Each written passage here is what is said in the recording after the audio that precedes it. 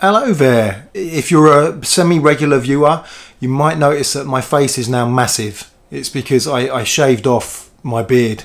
I often shave off my beard at the beginning of summer and when I finish my face-to-face teaching with my students. I don't know why, but I think it's because I often, as it gets warmer, I feel like shaving off my beard. But then I always think about when a teacher at school shaved off a beard or even shaved off a moustache, and how giant their face looked, how they walked into a classroom looking like the baby from Spirited Away. So I thought I've got to time it well enough for my students that I don't walk in just going poetry or something like that. But at the same time, I just need to shave it off. So, you know, it's less awkward at the school gates. That's what I noticed. People at the school gates, they're quite polite. They go, "Oh, have you had your hair cut?" They're giving me the out. They've noticed I have a massive face. But they're giving me the opportunity to go, "Oh no, you might not have noticed actually, but you know that big sort of black and grey thing that was just hanging off my face, my Mr. Twit beard. I've got rid of it." So there we go. So I'm a bit less D.H. Lawrence now in my countenance. I wanted to talk about London. And I realised that London is something I can talk about for about 5 hours. So I needed a point of focus for getting into London. And I guess it's about my own attitude towards London and how it's changed over the years, but also about other people's attitudes towards London as well. I got thinking about this because there was an excellent article in The Guardian, a newspaper that I have a very problematic relationship with, in the sense that I've just read a lifestyle thing today in The Guardian where someone was talking about how they've got a wealthy friend and how the wealthy friend does not take their feelings into account. And it's one of those things where you get two people's points of view and the readers get to decide to be the judge. And they're talking about how their wealthy friend's always doing things, but they're not thinking about how it's harder for them to spend so much money. And so for some reason, my brain immediately assumed this was like a working class person with a middle class friend. And it turns out it's just two middle class people, but the other one's probably more upper middle class than the other one. I don't know. Because they said something about how this friend and all of their mates, because their fiance's rich, this friend has got friends, like all their circle of mates to do with this fiance. They said they are earning six-figure salaries, but I'm only earning half of what she earns, which makes me think that person is earning at least 50 grand. And I think, okay, I know people have said how you need 100 grand to live in London. There was an article I found about that once that I found hilarious. 100 grand a year to live in London. Amazing.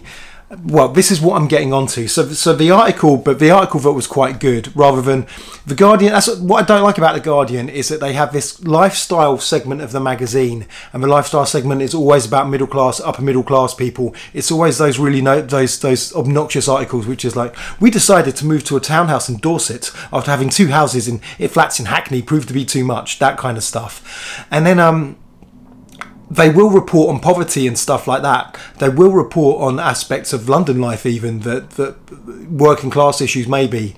But the working class issues are never like the lifestyle thing. You know, there's never like, I'm a working class person and this is the life I'm living, and conversations between working class people, or even a bit of cross-cultural cohesion between working class and middle class people, which can sometimes happen in this city. When the moon is in the right place the night before and the right kind of animal has been sacrificed on an altar in Hampstead Heath. But what we have is that there's poverty when it's reported on by The Guardian is normally this fetishized poverty thing. You know, oh, here's the poor people over here. They don't have a lifestyle, but we're here to feel sorry for them and do little things for them so we can feel better about ourselves. Back to our lifestyle pages about restaurants and stuff like that. Oh, I'm going class war already. Anyway.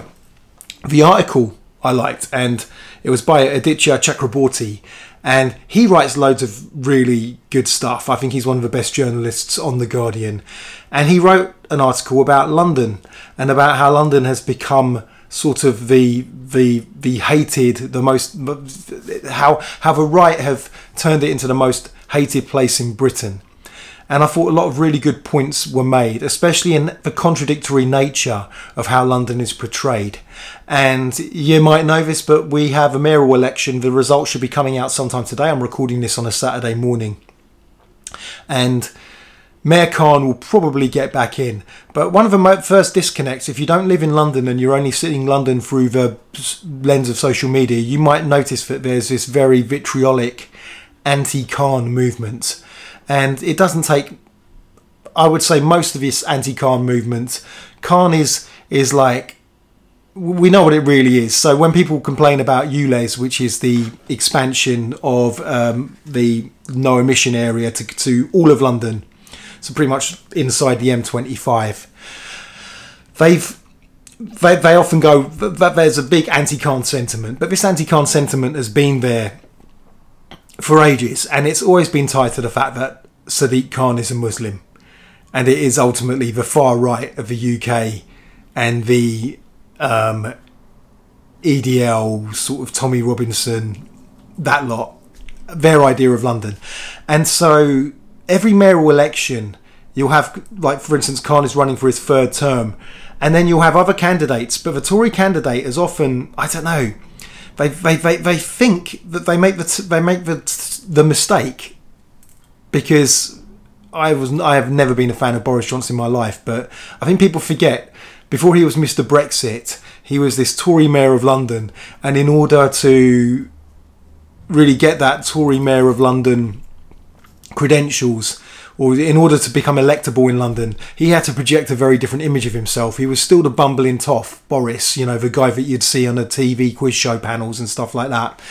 But at the same time, he was really very heavily environmentally conscious, or he was projecting the image of environmental consciousness, which is something he dropped as soon as he realised he wanted to be Prime Minister instead, or something he didn't emphasise as much. And so, and he's not emphasising now either. I mean, he had this history of inappropriate racial comments as well, but he tried to present himself as someone who embraced multiculturalism at the same time. He wasn't really going for the dog whistles that people tend to go for when they're running against Sadiq Khan. But I think the thing that Boris understood when he was running for mayor, and what Susan Hall and other Tory candidates, and even all the mad people that are running for mayor, if you look for the leaflet for the for the mayoral elections, it's just a rogues gallery. It's just people who are not going to get their deposit back in any discernible situation. But even the Tory candidate seems to forget that a lot of this anti-Khan sentiment, yes, some of it comes from the outer boroughs of London, because some people want to drive their car about and not have to either pay a bigger tax for that car, or they have to buy a new car which has fewer emissions. But they also, most of the people that latch onto this anti-Khan sentiment and are very loud on social media tend to be people that don't live in London. And so I think the Tory candidates have been, I don't know if they're that dumb, but just they seem to be running for people that can't actually vote for them. So I'm not sure whether maybe London for the Tories has just been more about a way of stoking up distrust in London in itself. It's more like propaganda for the whole country, maybe, rather than the Tories being seen. I don't know. They seem to have a cultural narrative, and I don't really want to talk about politics, and I particularly don't want to talk about Tories. So my way of heading into this is these ideas of London, because for the naysayers of London, and this is what Chakraborty sort of brings up, which is, in one sense, they paint London as somewhere with no-go areas. Don't go down Whitechapel near the mosque or anything like that, because, there's a no-go area now. Some of the Tower Hamlets, it's a no-go area. Just ignore that.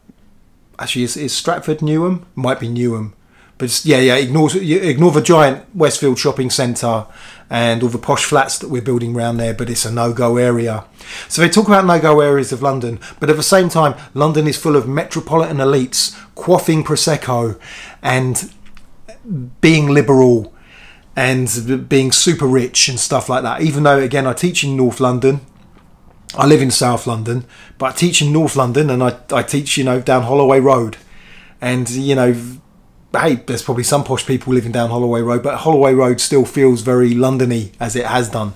So both these images of London can't be true, and I think that's a great point that Chakraborty was making. Now, Chakraborty also pointed out what was happening culturally, and has written about gentrification in the past, especially particularly with regard to the inner boroughs of London. And I myself have just said something about how the outer boroughs of London are the anti-ULEZ lot and all that kind of stuff, which they might be. But Chakraborty is also pointing out that actually what is also happening in London is culture is still happening. Cool things are still happening.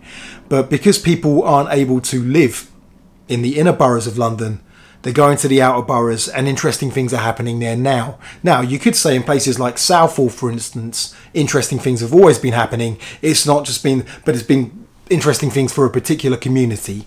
But that being these Indian, Hindu and Sikh community of London, and how the Bollywood industry often has big premieres in Southall as well. But at the same time, it can't be denied that London has changed. And I had these quotes here. I don't know why. I was thinking about my own relationship with London when I first moved to London, because I've lived in London since 2000 and, well, since the year 2000 actually. So coming up to 25 years, coming up to quarter of a century. And before then, apart from when I was studying, I lived on the outskirts of London. I lived on a town about, you know, sort of a few miles out, just from the edge of London. London was always the exotic place for me. London was always, I mean, my dad worked in London. When my dad first came to the UK, he worked a few mechanic jobs, and then he became a firefighter.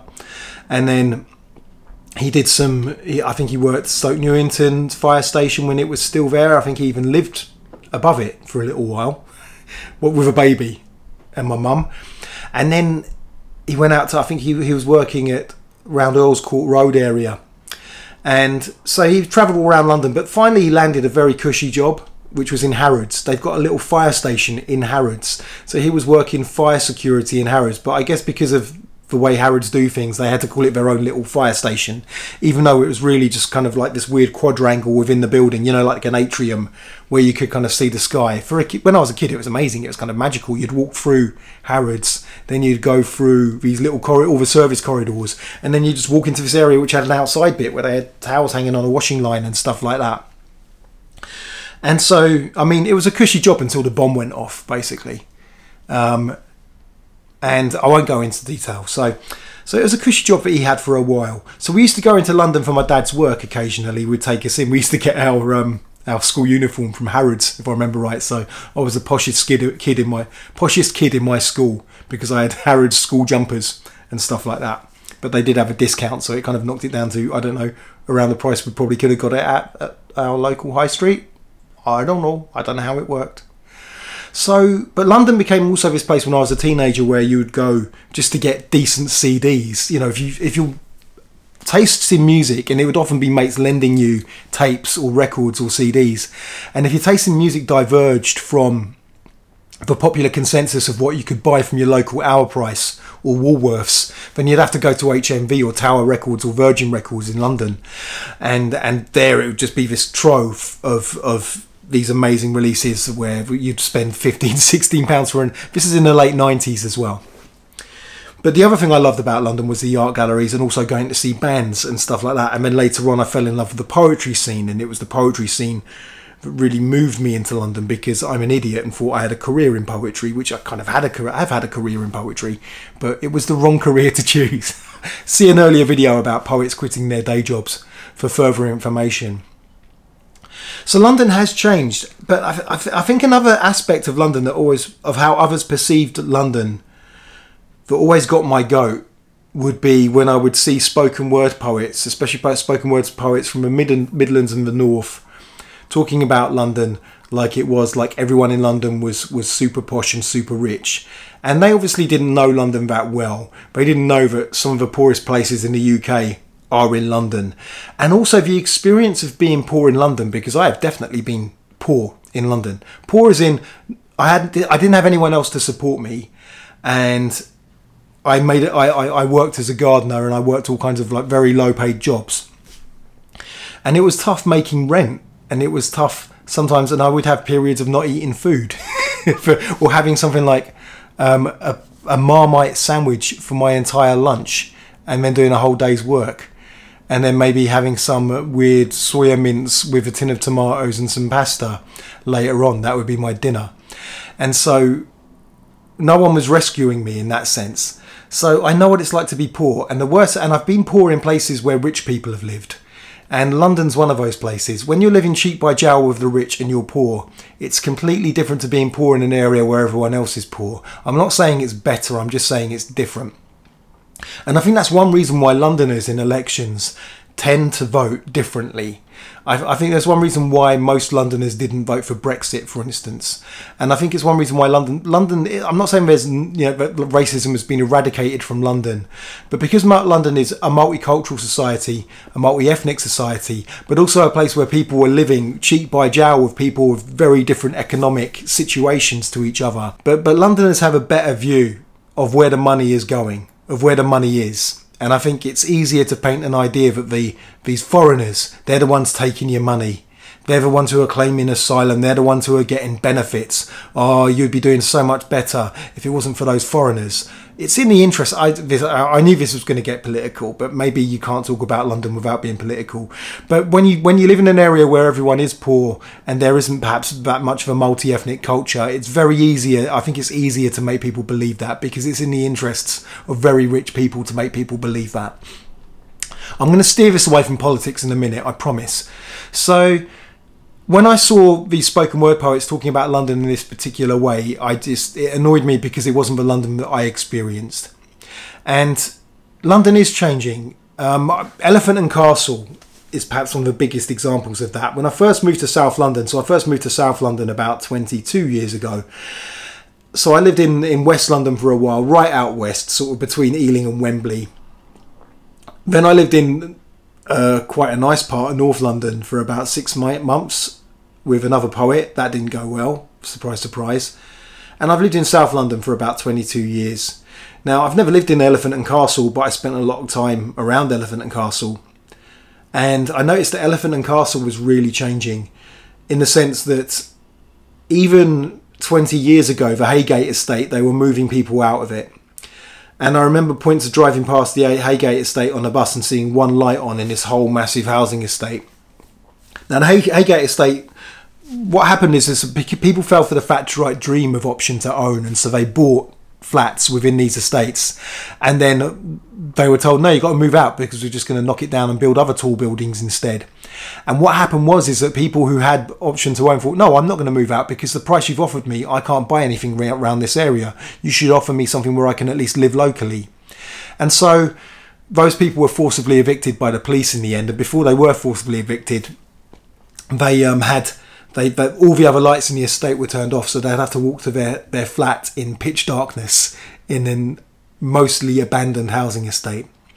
So other things happened. And afterwards they put up, as they started building the other buildings, now as you can see Elephant and Castle, they also knocked down the shopping centre. The shopping centre, again, multi-ethnic place. They used to have Latino restaurants, they used to have Polish restaurants. I liked that shopping centre, but it served a more working class community. And whenever they build the new shopping centre, which is going up right now, it won't be the same. It will be boutique brands and stuff like that. And the estates so what was built over these housing estates? Tall buildings. And I just remember this thing where they had these hoardings around it when they were building it saying, finally a place in London where you can belong, or local issues. And it's like, what? You've just forcibly evicted people. That's what I'm talking about, what's happening in central London. I don't go out a lot much in London. When I first came to London, it was all about the culture. It was always, I loved Brixton particularly. I live near Brixton. I live in quite a nice area next to Brixton. But I loved going out in Brixton. Sometimes when I had no money, I would just, as a poet, I would just walk around Brixton for ages because I knew that I'd have something to write about when I got back. Or I might bump into someone, a mate or something like that. And I've always been a bit like that. I always just go trudging about. Where I grew up, where there was nothing to really look at, it was just a very flat suburban area, I would still trudge about there as well, maybe for a couple of hours just to get out of the house. I think it's just something I need to do as a human being and as an artist. This has changed as well. I have a family, and I did think to myself, am I tired of London recently? Because rent is sky high, everything is expensive. You can't really go out for a drink. Well, you can. If you can afford £7 a pint, you can go out for a drink. And I had to go back to that quote by Samuel Johnson, the poet, critic, writer, lexicographer extraordinaire, diarist. And from his biography by James Boswell, that famous quote where he says, "Why, sir, you find no man at all intellectual who is willing to leave London. No, sir. When a man is tired of London, he is tired of life. For there is London all that life can afford. And I do wonder to myself, okay, when I first moved to London, there was so much stuff. And the thing that drew me into London when I was studying art, it was the art galleries. There were things about art galleries that made my brain change. There were things about standing. I know he's not everyone's favourite artist these days, but standing in front of a Picasso, a real Picasso, looking at it, looking at the brush strokes that Picasso made, knowing it was part of this Parisian avant-garde early modernist scene in the early 1900s that I was also fascinated with. Just everything about it as a cultural object, not just as an image. And I remember looking at it, and I swear something in my brain just opened up. And I've often thought about how art has that power. It has that power to make something in the brain open up and change your life just by exposure to something that makes you realise that history in the world is bigger than your immediate environs. And so I had that experience, that opening in an art gallery in London, and I think a lot about my life I owe to that moment in the art gallery, maybe lots of other little moments. So I used to love going to London to look at art, as well as I said, buy music and stuff like that. But there's this combination of things now, which is there's London, which is expensive, and then there's London also, which there's art and culture, which can be found on the internet now. So I could be back in that town, but with a broadband connection and reading books. You know, most of the books I read, even though I am going analog a bit more now, I normally read books on my e-reader. I have to say, it's not the Amazon one. It's one that allows me to. It's even got a little stylus. It allows me to buy from different digital storefronts, and even, dare I say, buy open source books as well. So, but because of my culture, I no longer have to go to London for culture. Culture's right there at the end of a super fast broadband connection. So on those accounts, does London still give what life can afford? And I just thought, okay, I don't want this talk to be too long, so I wanted this to be kind of a short one. So I'm going to go to another quote, Johnson addressing Boswell again, and he's talking about Minorca. I guess Minorca, which is now known as, well, we speak of as Menorca these days. And Boswell always pointed out, Johnson pointed out to Boswell, he lived in Scotland, so Boswell would come down to visit London quite a lot, but he lived in Scotland. And Johnson even saw the worth of that. He said maybe a man and a wife who live outside of London, that's fine, but they can come to London, experience the culture, experience the multiplicity of life, and then they have stuff to talk about when they go back to where they live. He wasn't very flattering about Scotland either, but I'm sure Scotland was fantastic for Boswell and everyone else.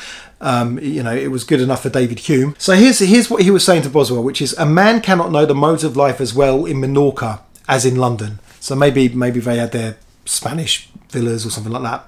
But he may study mathematics as well in Minorca. It's kind of similar to what I'm saying about the internet. It's just that books were the new technology, you could say, back then. And there were newspapers as well. I won't go into too much about the age of sensibility, the age of Johnson, and the bigger neoclassical age that it was part of, and the sprouting up of coffee shops and Isaac Newton, and the emergence of a functional postal service and stuff like that, and all the things that allowed this exchange of intellectual ideas to flourish around that time, which we now call the Enlightenment. There's a point that he makes perfectly there. Yes, we have the internet and we have everything that we can have. But I can't see one of those paintings on the internet. I can just see not even if I put on my fancy VR goggles, and then maybe they're able, I don't have any VR goggles, but maybe in the future, and maybe they're able to replicate the actual brushwork, you know what I mean? The oil paints maybe rising out from the canvas. I don't think they can do that now, but maybe in the future they could have that fine-grained reality of a canvas, walking right up to it and experience it in VR maybe. But for now, no, you have to go see that painting for real. And I've noticed that actually galleries, since the pandemic, galleries have had to keep doing the timed entry thing just for their main free exhibitions, because people want to go and see art. And I think there's something to be said there, that people have lived in the online world and they want to see things for real. I think that's where London still has things going for it. It's expensive, but I think people will still come to London for that. I think also that the Arts Council, the government, have tried to turn London not blaming the Arts Council for this, but governments have tried to turn, because of their cultural war of London, they've tried to turn London into a cultural wasteland, in a sense that they're diverting lots of Arts Council funding from London to other places. And while I think other places should have that Arts Council funding, I think it's a bad thing to take lots of money away from London, because it's still a place where 9 million people live, and a lot of those 9 million people aren't rich, and they need culture, and they need art, and they need ways of communicating with each other. And I think that maybe that's what's going to happen. Central London, apart from the art galleries and other things, is going to become more of a cultural wasteland, and you might not be seeing as much live music like the local bands and stuff like that. But maybe outer London might end up being where it's at. I think I say this because I speak as someone who came into London from the outskirts, and that was the time when I could again see bands, music. I knew loads of artists, and in the first 2 travel zones of London you could do this, whereas now it's becoming, again, too expensive. And obviously I speak about the Poetry Cafe, where I ran my open mic for 15 years, and I used to go to that open mic for much longer, over 20 years, and how that resource isn't there anymore. But maybe that's just the way it's going to be. Maybe Central London is going to be this husk. And I do wonder, if people are moving out of London at the moment, is this new generation going to move back in, and will something open up? I don't know. I don't have the answers. But yeah, I'm not moving out of London. One, because my missus is a proper Londoner. She's not one of those fly-by-nights, lived here for a quarter of a century types. She's been here all the time, and her family are in London. We still love London. My kids love London. They don't want to move out of London. Actually, one of them does. One of them wants to move out of London because they quite like going to the countryside. If they're in the countryside all the time, their attitude might change. But I know friends of mine that have moved out of London, because most artists and lots of other people, they have to move out of London. All their kids say the same thing: why did you move out of London? And I got the feeling that their kids will be the generation that somehow find a way back in, and maybe the whole loop gets started again, in the same way that my parents left London in the 70s.